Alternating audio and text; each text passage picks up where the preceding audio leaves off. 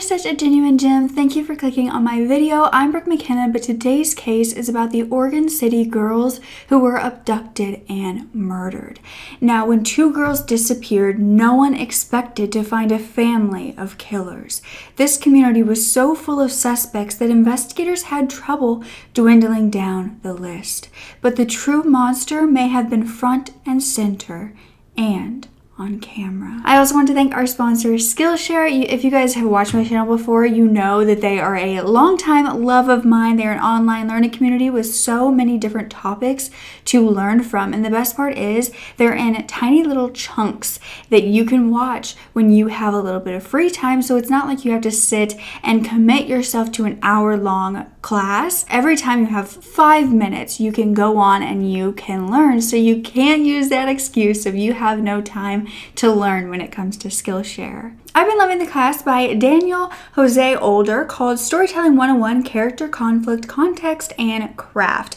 Writing and storytelling are one of my biggest passions and something that I definitely want to hone in on, and this class has made it so much easier to do so, and it's such a wonderful resource all around. So if you would like to try out Skillshare, I actually have a special deal for you, and during September, the first 1,000 of you to click the link below will actually get a month free trial instead of the usual 14 days. So you get an extra 16 days to learn whatever you want. I think it's such a great deal, so it will be linked down below, and thank you to Skillshare for sponsoring this portion of the video. And if you don't know, it's my biggest passion to tell these stories. I mean, no harm or disrespect when I do so. So if that's something you'd like to support me in doing, all you have to do is make sure you are subscribed with the post notification bell on, giving this video a thumbs up, and leave me a nice comment down below. Now let's get back to the story.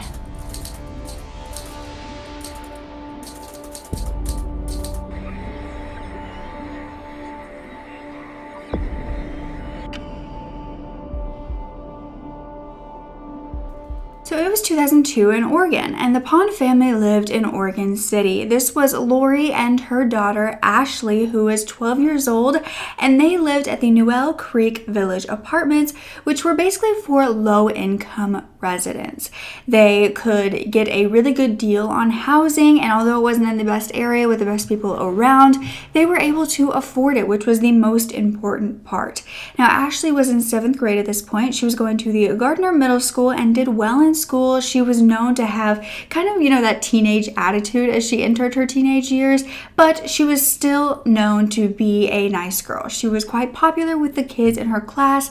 She was also on the swim and dance teams and had lots of friends doing those. She was always quite happy and outgoing as well. There had been a period there where she was struggling with her mental health. She seemed to be a little bit quieter and nobody really knew why. However, recently, during this time, she appeared to be doing really well and much better. But then on January 9th, Ashley would go to the school bus stop that was at the top of the hill, so just around an 8-minute walk from the apartments. And this was around 8 a.m. However, she would not get on the bus, she would not get to school, and nobody would have seen her go anywhere.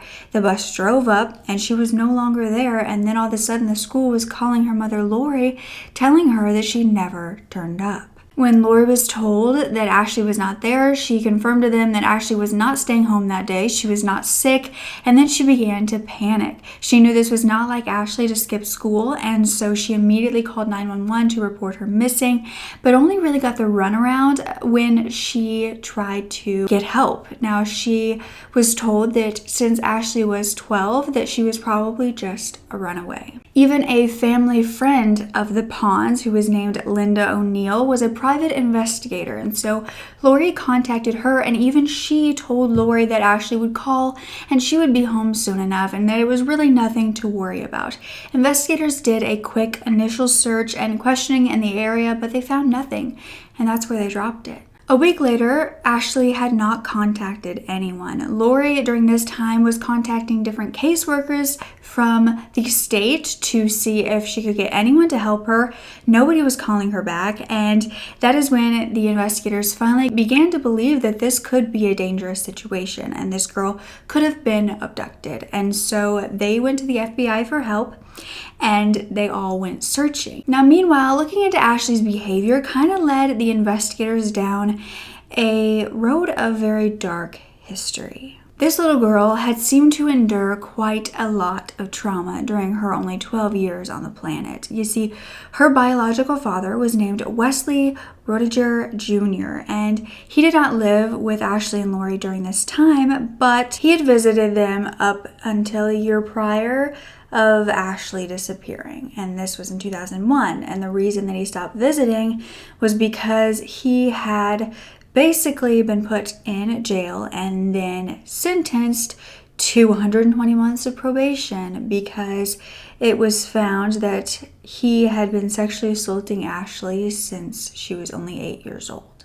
And he was brought into custody, and then on January 5th of 2001, he pled no contest. Not only that, but to investigators, it appeared that there were tons of suspects in the area. Even the apartment complex where Ashley and her mother lived was filled with troubled souls. This was said to be a place where, welfare cases would be dropped off, where people who were mentally ill would be left, where there were sexual predators all around. There were lots of single mothers who were said to have not so great boyfriends who would come around as well. And when police searched the database, they found that 90 sex offenders lived within a 1-mile radius. While investigators were following different neighbors, they were also watching Ashley's mother, Lori, to see if there was anything strange about that. And they weren't seeing anything, and they also weren't seeing any signs of Ashley. Ashley's classmates were terrified. They were distraught. They feared this happening to them. But one of her friends, who was actually on the dance team with her, was a 13-year-old named Miranda Gaddis, who was interviewed by a TV reporter. By sheer chance, I had spoken with Miranda about her missing friend. It's really hard to believe that having one of your friends or something, it's just really different and really sad. That exchange took place at the school bus stop. Then 2 months later, and no signs of Ashley had been found, no witnesses had come forward, no tips had been sent in, no leads had checked out, and investigators were unsure of where to turn next.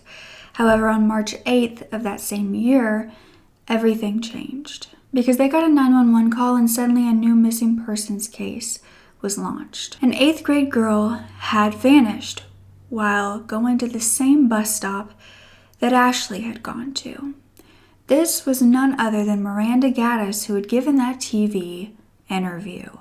Now, she had gone to that bus stop, but was never picked up, and never went to school, just like Ashley. Identical cases, and now she was gone. It appeared as though this predator had a type, and unfortunately, it was these young girls. Now, Miranda's mother, Michelle, actually always left for work earlier than Miranda went to the bus stop. They never had a problem with this before of Miranda getting to the bus, and they didn't really think much of it. But then when she was at work, Michelle got a phone call from the school saying that Miranda never showed up. That's when, of course, she contacted the police, and the entire town began to panic, fearing that a serial killer was among them, and the FBI even called in more agents, around 60, to work on the case and find these missing girls.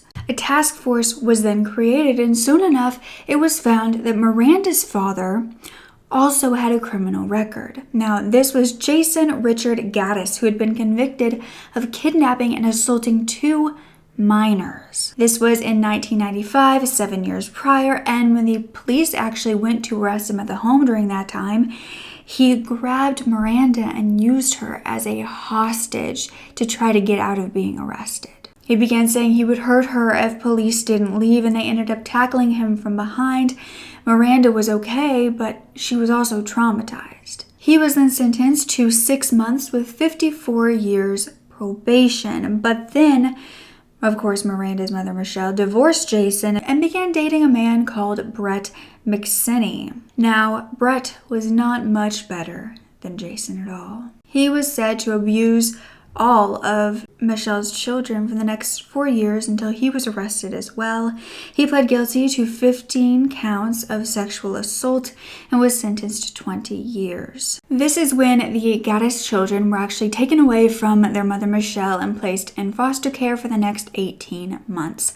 They did get to return to their mother after that, and the children were also friends with a man during this time that they didn't know was a sex offender who lived in their building sibling named Brian David Daniel.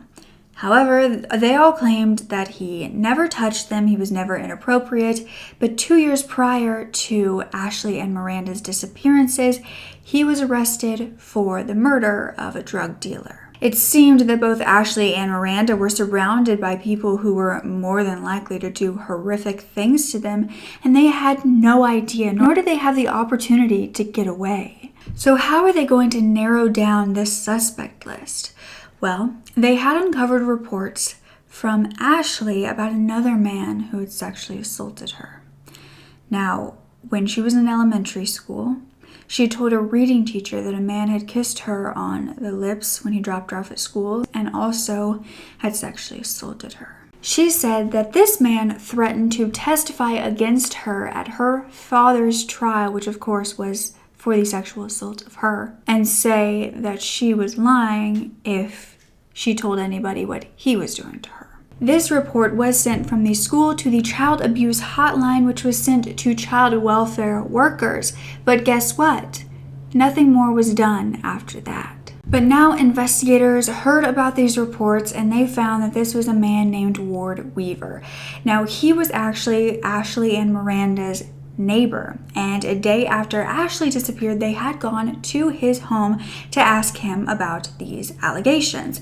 He claimed that he had only felt sorry for Ashley due to what her father did to her and tried to help her as she was going through that process, and she was also his daughter Mallory's friend and in the same grade as her. But then he said that she accused him of doing the same, and so he backed off. At this point, a dog handler did search Ward's property. He was asked if they could do so. He said yes, but he didn't want them inside, and they even talked to his brother, who was named Rodney, who said that he hadn't seen his brother in a few years, and so he really couldn't tell them if he was involved, but he did give them the location of a campsite that they went to often in case evidence was there. Investigators took these cadaver dogs to that location as well, and Rodney had even told them that he wouldn't be shocked if Ward was involved. But finding nothing, investigators moved on, and Ward's criminal record was from 16 years prior, and so to them it seemed like he was a changed man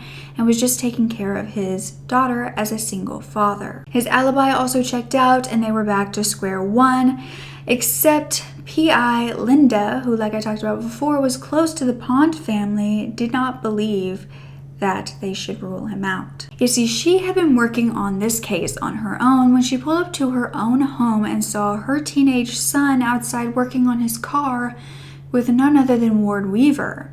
She went up to him and he turned and looked at her and said, "Kids are so naive, aren't they?" And she told him she didn't think that her family was any of his business, and that's when he said that that's all he came there to say, and then he left. From then on out, Linda carried a gun everywhere, fearing what he might do. By this point, the FBI had told the public that they believed that these girls had been kidnapped, and a $50,000 reward was put out. Tips began flooding the department from every state, but none that were leading to the discovery of the girls nor their bodies. That is when another 911 call came in, but this time it was not for a missing person. On August 13th of 2002, the same year, a man named Francis called the police to report that his father had sexually assaulted his 19-year-old girlfriend, and she had to run out of the house naked and screaming and stop a car to get help. The son said that he and his girlfriend always trusted this man, but she said that when he was on top of her, he appeared to look possessed. She said that it wasn't him at all looking at her. It looked like Satan was inside of him. This was 39-year-old Ward Weaver, and he was arrested down the street as he was driving, and his son Francis also told investigators that he, Ward, had told Francis that he was involved in the disappearances of those little girls. I need to be put over to the FBI. Okay. I need to tell them about my father and the girls, man. Who are you? I'm Francis Weaver. I'm doing what's right. Yeah, that's right, you are. And from now on, my family will be known for doing what's right. It was found that looking back throughout the investigation, Ward was not scared to talk to investigators nor the public, and he had done so when Ashley first disappeared, saying that he wholeheartedly believed that the girl had taken off. Then when it came to Miranda's case, and when he was being looked into as a suspect, he was ranting to the interviewers, the reporters, that he was the #1 suspect and that he had failed 2 polygraph tests. He also said that his phone was tapped and he was being forced to confess. They are hassling my family, my friends. They are saying that I am the #1 suspect. He had allowed a news crew inside to film his home to prove that he had nothing to hide, and they did so. And they did so because they had received a tip of their own talking about a strange, bushy-haired neighbor on the top of the hill. This was about Ward, so of course they went there and they began to look around, but they really saw nothing. In a 2002 interview, Francis did give us a glimpse of what his life was like growing up, as he described Ward Weaver. Who did show me a lot of pain and a lot of hatred towards me, but also, in life, he showed me a lot of love.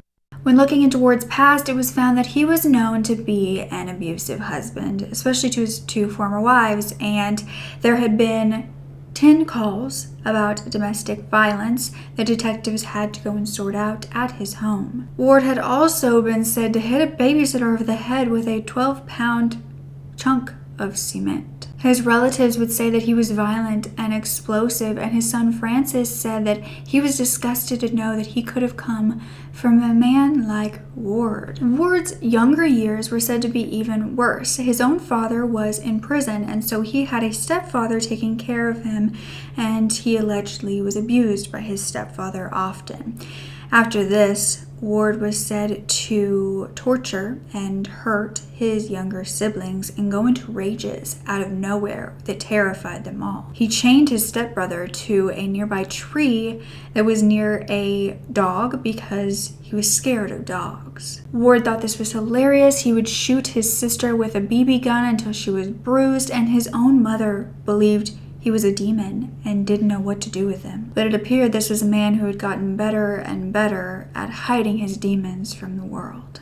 But he had finally been caught, and by 5:30 p.m., the night of the 911 call from his son Francis, Ward was arrested and kept in custody for sexual assault attempt, and now the FBI were looking into murder charges. They also finally had probable cause for a search warrant, and 11 days later they showed up at his home, they chained off his entire property, and they went to work. It turned out Ward's daughter Mallory didn't just go to the same school that Ashley and Miranda did, but they were all best friends. Ashley and Miranda would come over often for sleepovers, and Mallory would say that her father was wonderful to her. He did everything that she asked. And the girls thought that he was kind and generous, and they really got to do anything when they slept over. They thought he was the coolest. He would take them out to eat all the time. He would drop them off at the pool if it was hot outside. And Ashley had even gone on vacation with Ward and Mallory one year, and she stayed with them for a little period of time when her father was going to trial for her sexual assault. The girls were both friends with Weaver's daughter. They were on the dance team at school with her, and both had spent nights at his home. Sleepovers he seemed excited describing when we first talked to him in July. You could not walk anywhere in my front room without stepping on a body. She was said to move out soon after and tell her parent or her mother that Ward had sexually assaulted her. But again, nothing was done with these allegations. On August 24th, Ward could no longer run from his lies. A storage unit was found to be in his name, and it was searched and found that there were plastic bags of hair, extension cords, and handcuffs found inside. Then, inside of the storage shed on his property, the remains of Miranda Gaddis were found. And the next day, Ashley Pond was found underneath the slab of recently poured concrete in a barrel. Unfortunately, neither of these girls had survived.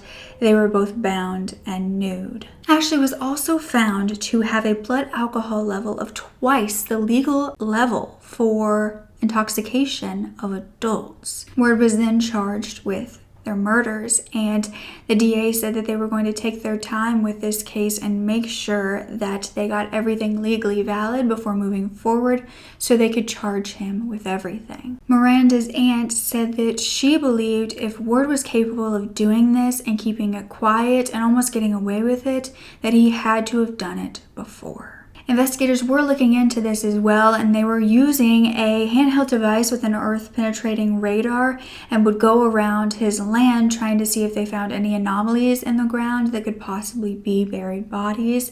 They did not find any more bodies besides the two, but meanwhile, the victims' families were holding a vigil across the street to mourn their losses. But surprisingly enough, they were more worried about the Weaver family than anything, because they had recently found that Mallory, who had not been involved in this obviously, had been put into foster care and nobody had been able to talk to her since. Many of Mallory's friends were coming forward to say that they often went to the Weaver residence because it was a place to get away from their own toxic families or situations, and that they found that Ward was a nice guy. However, a few did say that they felt very uncomfortable because he was always so quiet, and they soon after stopped going. But Ward Weaver wasn't the only member of his family who would be going to prison, because his own father, also named Ward Weaver, who I will be calling Father so we don't get it confused with Ward, was also a killer. I told you he was in prison, but he was actually a truck driver who was away from his family often and had also served time for a sexual assault conviction. Now, when he got out for that, he went on to murder. At one point, he came upon two runaways and he ended up shooting the guy before sexually assaulting the girl and then letting her go. Now, he was caught for this, and he then told his cellmates that he had killed another couple. Father said that he had found a man named Robert Radford whom he beat to death with a pipe to the point that you could not distinguish him from one blow to another. He then went after this man's fiancée, Barbara Lavoie, kidnapping, sexually assaulting, and then strangling her. Father said he then took Barbara and buried her in the backyard, and allegedly this was underneath a concrete slab, just like his son Ward would later do to Ashley. He allegedly had Ward and his other son Rodney's help in digging the hole. Now, Father's other son, Rodney, had come forward to say that he remembered at one point his father came home with the top of his thumb just bitten off. It was gone, and he said that it was from a bar fight, but Rodney later found out that it was because Barbara had bitten it off while trying to get away. Rodney said that as soon as he heard that Ward had poured concrete around the same time these girls went missing, he knew in his gut that he had something to do with it. Especially because Ward, who of course did not know his father, was only about 3 when his father left, went and began seeing him while his father was on death row. Now, he had gone to his father's court date, which was a month before the girls were murdered, and this was just for an appeal. It wasn't for the actual sentence. He was already on death row. He would testify saying that he only had good memories of his father, that even though his father had abandoned them all at a young age, Ward said that his father had taken him for rides in the convertible and that he was a good dad. Ward said he also learned that after the Vietnam War that his father had fought in, he came back as a completely different man. But investigators during this point thought that his father was also involved in the unsolved hitchhiker disappearances and murders of 26 others throughout his truck route. Yet it turned out that this wasn't the only part of dark history of the Weavers, because Father's mother, Dorothy, was said to be quite the woman. She was said to carry a knife around at all times, and she would say that she hated all men and wanted to cut their penises off. She also did not want to let any of her sons out of her sight, and she was very angry when they would all get married and was very rude to their wives. Yet even with all of this, Ward's brother, Rodney, is said to be a construction worker who has no criminal record, and he really is said to be a good guy. He says that he doesn't believe the crimes in the Weaver family are genetic, and that when his father was placed on death row, it made him want to take the straight path even more. But it turned out that his brother thought completely differently because he took the exact same route his father did. And now that he was in custody, they were aiming for the death penalty as well. He was sent to the mental hospital, the Oregon State Hospital, for an evaluation to see if he was fit to stand trial. This determined that he was, and he was given a plea deal, which meant that if he pled guilty, he could avoid the death penalty, which he did. Now, the judge told him that everyone shared the hopes that there was a special place in hell for him, and then he was sentenced to 2 life sentences without the possibility of parole. The governor then launched a multi-agency investigation into the handling of Ashley Pond's allegations against Ward that went unheard. They found that the DHS workers failed to do anything and failed Ashley Pond. That wasn't the only negligence in this case either, because it turned out another PI was also working on this case, not just Linda. This was a man named Harry Oakes, who had offered his help to investigators only to be turned down. They did not want to use him.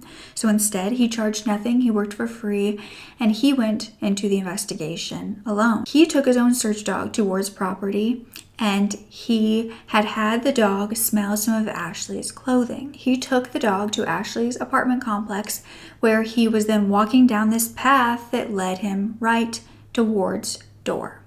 He then asked Ward for permission to search, which he was given, except for around the newly poured concrete in the backyard. Ward said he had no problem with this. 7 search teams had already come to search his entire residence. However, when Harry went in with the dog inside the home that they searched, the dog alerted to Ashley's scent in the hallway. Then they went outside, and right near that concrete slab, the dog alerted as well. This was the same area that Ward had joked to the reporters who had come to his house about. He stood on top of the concrete slab and said that he was trying to put a jacuzzi in, and that wasn't illegal. PI Harry said that he put this all into a report. He handed this to investigators 2 weeks after Miranda disappeared, but it was completely ignored. The public was asking why it took so long to catch Ward when it appeared as though they had him on their radar from the very beginning, but the FBI said that it was just a very successful investigation and they were very happy about it, and the chief of police said that all investigators were driven to solve the case and that they would have arrested someone as soon as they found that they had enough evidence to do so. However, Ashley's mother is grateful for the FBI and everyone involved for catching her daughter's killer.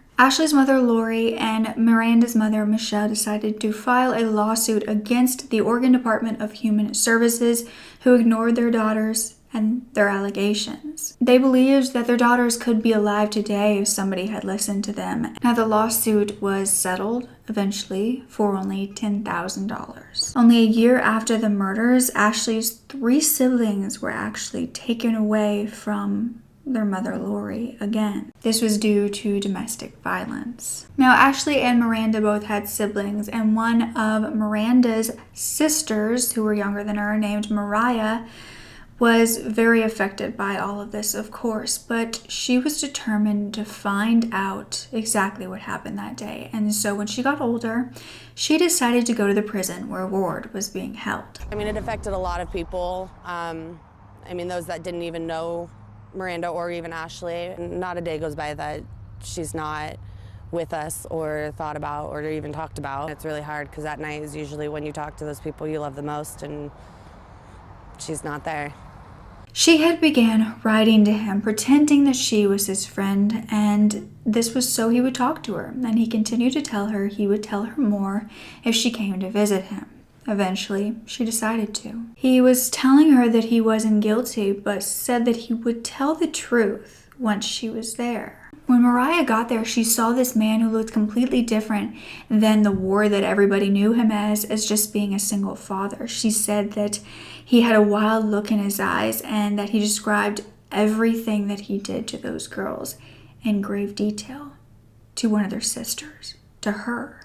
Ward said that he saw Miranda walking to the bus stop that day, and he believed she had seen what he was doing with Ashley because he often was moving the bodies around the property to make sure that they wouldn't be found. And he thought that Miranda saw this and he panicked.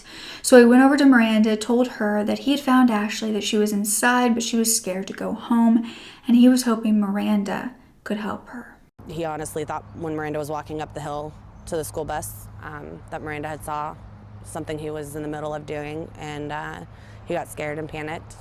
So he told her, hey, Ashley's inside. Ashley wants to come home, and Ashley's scared. And so Miranda went over. Miranda, being a good friend, went over and immediately was held against her will as well. Ward at this point in prison told Mariah that he had killed Ashley because he was afraid he would be arrested for sexual assault, just like her father was. Ward also told Mariah that she would have been next if she was just a little bit older. After this, Mariah became very depressed and suicidal, thinking about everything he had said. Yet she decided to honor her sister instead and continue living. She fought for her life, and she decided to write a book about how to survive hardships. While in prison, Ward was then attacked by a barber who stabbed him with a knife. However, he did survive. Then in 2010, Ward's daughter, Mallory, yet another Weaver, almost joined him. You see, she was 21 by this point, and she was arrested for attacking a security guard. Her mother had been in a mental hospital getting help, and that is when Mallory decided that she was going to break her out. And so as she was trying to, she actually attacked the security guard and punched him in the face. She then pled not guilty and was completely acquitted because she had no other criminal record. Then Ward's son, Francis, the man who had called 911 to say that his father was sexually assaulting his girlfriend, was 31 at this point, and he was also in trouble as well. Now, Francis had trouble when he was younger. He had actually shot a rifle at a truckload of teens when he was a teenager, and he injured one of them, but he spent several weeks in juvie for this. And then he was also caught manufacturing drugs and was involved in a robbery. He was acquitted for those. Then, 12 years after the murders of Ashley and Miranda, he killed someone as well. A man named Edward Spangler was killed in what they believed was a drug deal gone wrong, and Francis, as well as two others, had planned to rob Edward, but he ended up being shot in the face instead. Now, Francis didn't technically shoot the gun, but he was sentenced to life. Francis actually stood up and he said that Edward was a good man and this was not supposed to happen. That wasn't supposed to happen, but I know he was a good man, a very good man, a good son, who had a good mother,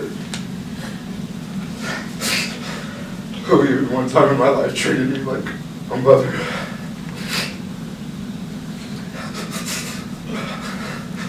And I did everything I could, even if it includes me, to make sure that everyone involved didn't walk away from what happened to him. That was never supposed to happen.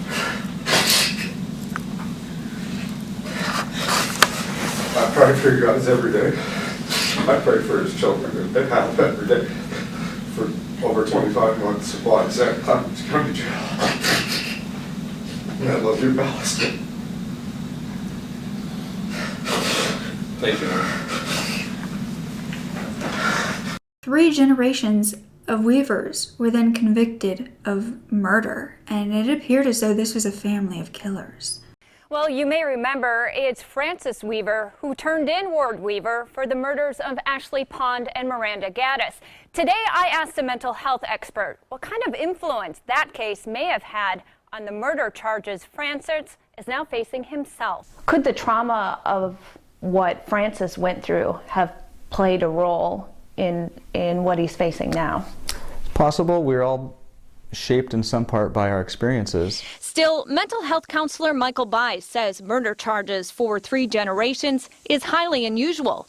He says genetics can play a role in sociopathic tendencies. Except shockingly enough, Francis Weaver then took a DNA test while in prison and revealed that he wasn't Ward's biological son after all. Then in 2020, the Oregon Supreme Court overturned Francis's conviction because his co-defendant in his own trial had a plea bargain that basically violated his constitutional rights. Francis's, not the co-defendant's. And Francis is due for a new trial later this year of 2021. His grandfather, so Ward's father, the man that we named just father could be being released, but not into the public. See, there was a ballot approved by California voters for the condemned inmate transfer pilot program, which basically meant that those on death row would be placed into the general prison population. So many different people in one family that have had trouble with the law and with murdering people. I mean, do you think this family proves that it's nature over nurture? Then it came out that Francis isn't the biological son, so that would mean that that would have had to been nurture. But I hadn't heard about any of the Weavers, and so I just wanted to bring all of that to you, see what you thought, and to see if you believe this is a cycle that can be broken. I mean, we've seen with Rodney that he seems to really be going down a good path, and that he was even said to be involved in his father's burying of the body, but he's a normal guy, or is he? I mean, we really don't know. So maybe he's just really good at hiding it, unlike the others. I hope not, but you just never know. So I'd love to hear your thoughts about this entire case. The property where the bodies of 2 young murder victims were found will not be developed into an apartment complex for now. Miranda's sister protested against that development, and tonight we have learned that that project failed to qualify for state funding help that it needed to continue. Let me know if there's any more of these families of killers that I should do, because it's a very interesting concept. But don't ever forget to speak up. Your voice is powerful enough, and I love you to absolute pieces. Okay, bye.